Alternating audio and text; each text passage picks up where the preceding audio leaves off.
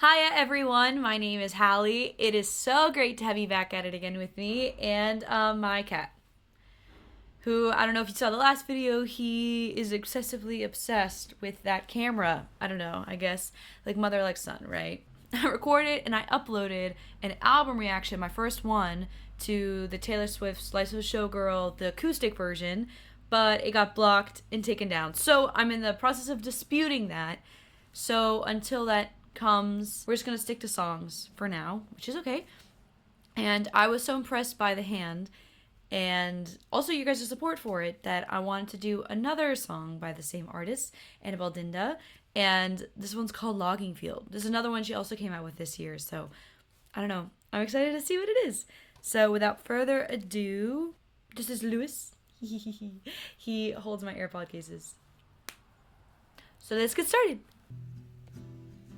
Ooh, yay! It's another guitar song. Good. I love guitar.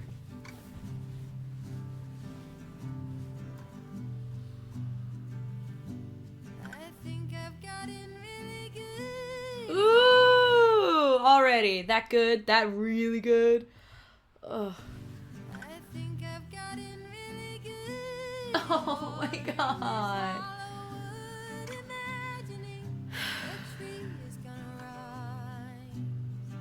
Oh, wait.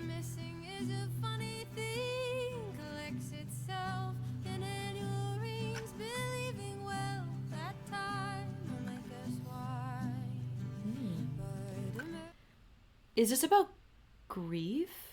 I don't know. I'm standing in a logging field. Time just made me see what isn't there. Is someone real if they're unclear? Can you be gone or in tear? Am I allowed to breathe the empty air? Ooh. Oh, this is so good. Oh my god, I knew she would let me.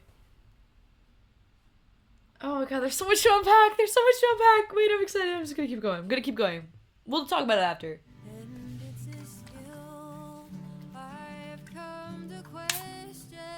Oh. Ooh. Again. Ah. She has such like phenomenal vocal technique and control. And it's really refreshing with a lot of, I wouldn't say that a lot of artists don't, but I will say that when you come across an artist that does, it's like every part of her works, you know, like her songwriting, her delivery of it, the emotion she has when she conveys in singing, but she also can convey it in a way that doesn't contort her vocal cords, which is also really hard to do, even though it might not really seem it. Oh god, and her placement is so beautiful, and she also has like a really unique like richness to her voice. It's like a deep like it's like a mulch and bark, like in a good way. Then missing is a boundless trap. You learn to love around a gap. Still ooh. Oh, the way she said gap. Ah.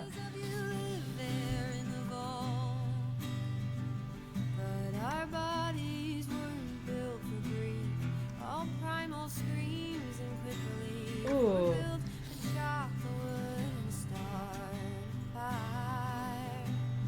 Yes.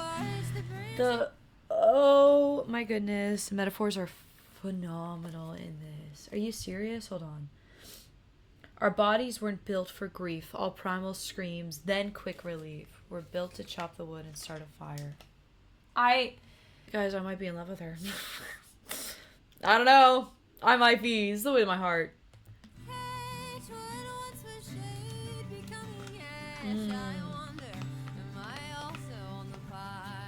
Oh, yes.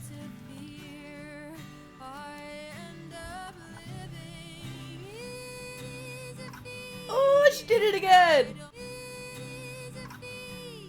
Ah. Jeez. Oh. No, no, no, no, no, no. But the contrast of her belting and then, okay, listen to this.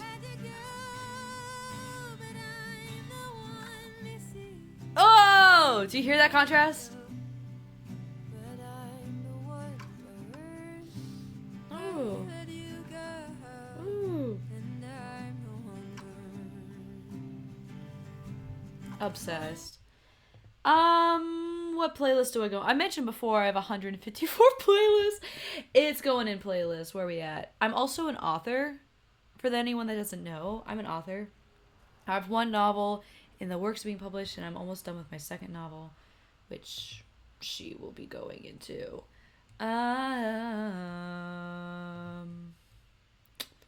Hello, beautiful. Yes! Who is cutting the onions? Nothing surprises me anymore. Oh, fuck you. Oh, bro, I hate her.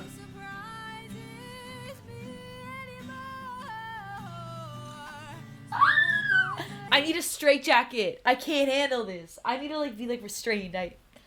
Oh my god! I hate her. I hate her.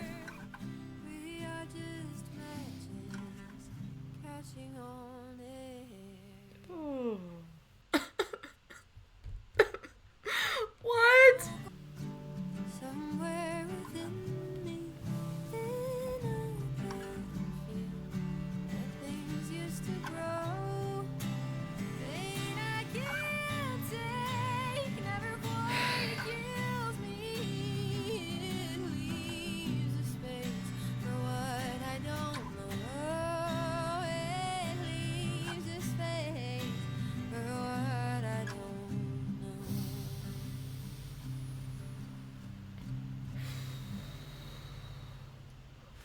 It sucked. Oh my god. Annabelle! Oh boy! Oh my god. She is so incredible. Those lyrics were insane. And we're gonna look at them. I took a 5-minute water break. And I opened up TikTok, and this is the first song that came on. It was some edit to Wanda from Marvel, and that was actually kind of devastating.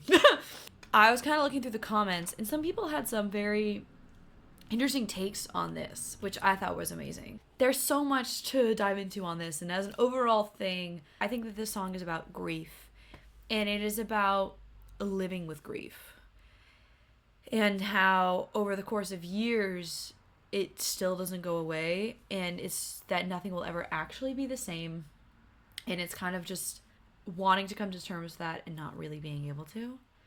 I saw some really good things in that comment section that I just said. That was kind of interesting when they were talking about the song.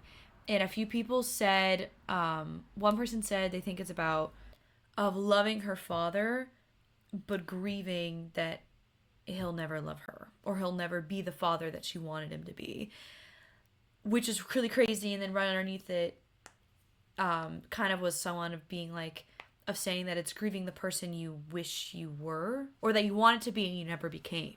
So those are all kind of really interesting ideologies with this that I'll kind of maybe I'll play through when we look at the lyrics, because beautiful and insane, right? I don't know. There's so much. What I love about her is there's so much depth, and there's so much dirt in her lyrics that it could really be anything, and its art is beautiful and it's up to interpretation. So starting off strong, we have this beautiful verse. So she says, I think I've gotten really good at watering this hollow wood, imagining a tree is going to rise. I did glance at the Genius lyrics. I never really do, because I typically don't agree with them, but to each their own. But like it said in this, it said to beat a dead horse, which I that really is. When you're watering this hollow wood, imagining a tree's going to rise, you could be, you're pouring energy and love into a relationship that has no fruition. If we're going to talk about the other metaphors I was mentioning before, where it's someone you want to love you that doesn't love you back, that's kind of it. It's I'm throwing all this love at you, putting you devotion, I'm giving you all this stuff, you're not giving any of it back. Or the person you want to become, all that kind of stuff.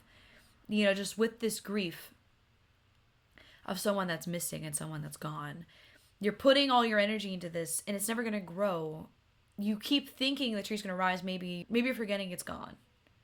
But that doesn't stop the action of willingly trying to bring it back and trying to regrow it and all this stuff, even though it's dead and gone and it's not going to come back. There's still that action of it. And it says, and missing is a funny thing, collects itself in annual rings, believing well that time will make us wise. And I love that because I think that is such a beautiful depiction of grief within it and how it just lasts. You know, everyone always says there's not like, you know, the clear like mountain or whatever of, there's not a straight line of grieving. You know, it comes and it goes in waves and it goes in swirls and you never know when it's going to come. And with a lot of what I think the imagery of the song reminds me of is that grief kind of is always hanging below the surface and is always kind of smoldering and festering until something peculiar or random all of a sudden sparks it. And then it blazes and you feel it in full force again. And it could be years. And that's such a thing as itself in annual rings. And trees, when they grow, you know, they get the years on their rings. You can actually see how old a tree is by, you know, the rings in it. And so that kind of shows that it's been long enough that there is multiple years of multiple rings that have grown of this grief. And it just keeps going. And you believe time will make you wise. Everyone always says that time heals all wounds. It's always a say, and most people say it is. But at least in my imagination or belief, and the grief never changes its size. We just adapt around it. But emerging from a fog revealed, I'm standing in a logging field. And time just made me see what it isn't there. She's been watering all these trees and all this stuff only to find out that they're all gone. They're all dead. A logging field is very interesting to me because a logging field is also like destruction and death and murdering of a whole habitat and a bunch of trees. But it also can be work in rejuvenation, I guess, and adaptation. And what I get from the imagery is a sense of just utter hopelessness. You know, that kind of what I said before. It's like you do all this work, you do all this effort, and there's nothing of fruition to it. None of this is going to grow back. All of it is dead and gone. And can you be gone? You weren't here. Am I allowed to grieve the empty air?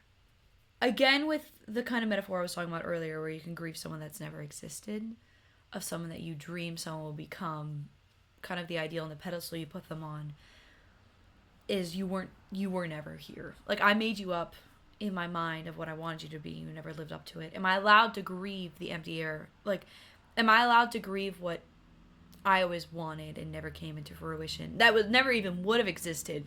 You know, I just kind of talked myself into it. Or just, am I allowed to grieve because it's been so long? It's been so long, there's nothing left of you anymore. It is just empty air where you once were. Am I allowed to grieve it? And this skill I've come to question. It is a skill I don't want to learn. The question is, what's the skill? I have a suspicion it has to do with the lines that came right before it. Of, can I grieve something that isn't there? Can I grieve something I don't want? It's a skill I don't want to learn. Building a future off of a suggestion. Basing a life off of a word. Living a life off of a word. So, basing your life on empty promises and of stuff that you get a sliver of, you get a crumb of, you make a meal, you know? Something that you have built up so hard in your head and so vast that you're completely orchestrating an entire vision. That's something that isn't there, it isn't true, and you're only setting yourself up for self-sabotage, but you're still going to do it anyway. And it's a skill you don't want to learn. And it's a skill you come to question because you've been doing it your whole life. And like, am I the problem? You know? And this might be a call coming from inside the house, but I fear we might be, you know? I'd say I felt it coming fast, but pains of now are always past. And no one can predict the way things fall. That's kind of what I was saying before, of how grief can just show up at the most random times, you know, and just be like, haha. Like, all of a sudden now you're crying in the supermarket. That happened to me the other day.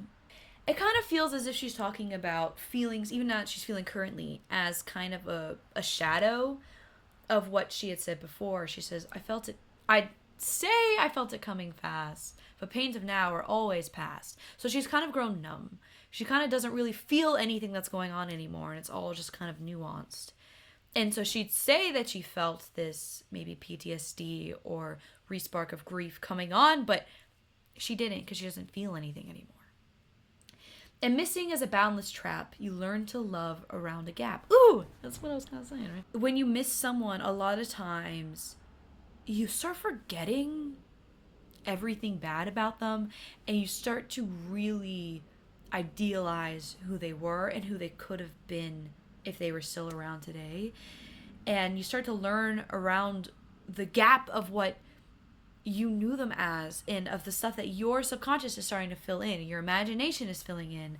But our bodies weren't built for grief. All primal screams, then quick relief. We're built to chop the wood and start a fire. I'm kind of feeling that, like, we're not really good at grieving and at moving on, and especially if you're in, like, the Western world and, like, the States and America, there's never really built in enough time to do all this kind of stuff. You kind of just have to, like she said, all primal screams and quick relief. You have to feel it really hard in the moment and then push it down so that you can go to work, so you can keep going on life, because other people expect that of you, and you're even trained to expect it of yourself. We're not built to be able to take the time we need to really dive in and understand and work through the feelings. We're not given the opportunity, and we don't even give ourselves the opportunity. We're built to chop the wood and start a fire. That's all we're built to do. We are very... What am I doing? We're very, like, I'm thinking Tinker Fairies, but we're all very, like, worker mindset, worker bees. And as I watch the branches catch what was once shade becoming ash, I wonder, am I also on the pyre? Shade is something that you seek comfort in. It's safety, it's security, it's salvation, you know, especially in heat and in sun. And so when she's feeling it and she's raging from this and all this kind of stuff, she's not only burning what she hates and what she needs to get over, she's also burning everything that's keeping her sane and everything that's saving her and keeping her sheltered and warm. And now she's wondering, am I also on the pyre? So, like I said before, it could be burning, but it also could be like a form of cleansing. You know, fire is both. Fire is destruction and it is life, you know? And so that could be another thing. She could be shedding something, but I wonder, am I also the pyre? You know, I think that also could be kind of going back to, like, self-sabotage. You know, am I the spark of all of this? Am I the one that's starting it? Am I the one that's igniting it? Am I the fault here? Am I, like, common denominator? And it's a fear I ended up living. It's a fear I don't want to earn. You had to go, but I'm the one missing. You had to go, but I'm the one burned. I let you go, and I'm the one burned. Dang! Okay! It's a fear I end up living. So this could be two things. She could say, it's a fear I end up living. I could be living in fear. I'm living in fear now. Or it's a fear I end up living. She's scared that she's the one that survived. She's scared that she's the one living, moving on with this. It's a fear I don't want to earn. That's another thing. It's like she doesn't want to earn fear. Or is she fearing it's a fear that I don't want to earn? Are you seeing, like, the hypothetical commas I'm putting in this? Does this make sense? You got out of this, whether it's with grief and all this stuff, but I'm the one hurting. Like, I'm thinking of still hurting from the last 5 years, you know? Like, covered scars I did nothing to earn. What was it? Like, I'm still hurting. I'm still the one doing all this stuff. You left. Maybe I pushed you out. Maybe it's self-sabotage of all that kind of stuff. Maybe it's just something that never came to fruition. But I'm the one that ended up hurting the most out of all of this. And I'm the one that's still hurting. And then smoke always rises straight from the source. Self-sabotage! That's what I was talking about. Absolute self-sabotage. Yes! Nothing surprises me anymore. Smoke always latches into my hair. We are just matches catching on air. So yeah, it's going on and on about that. Like, she is the fault of this. She is causing this. She is the root of the problem. At least that's what she believes. Smoke always latches on my hair. Like, she can't outrun it.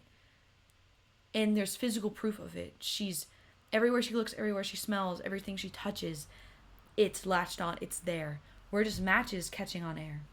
God. Ooh. And there's a field somewhere within me. An open field where things used to grow. So there was a part of her before she was hopeless and self-sabotage and all this stuff, where she used to have dreams and feelings and love and things used to aspire within her. And pain pain I can't take never quite kills me. It leaves space for what I don't know. It leaves space for what I don't know. So the pain that she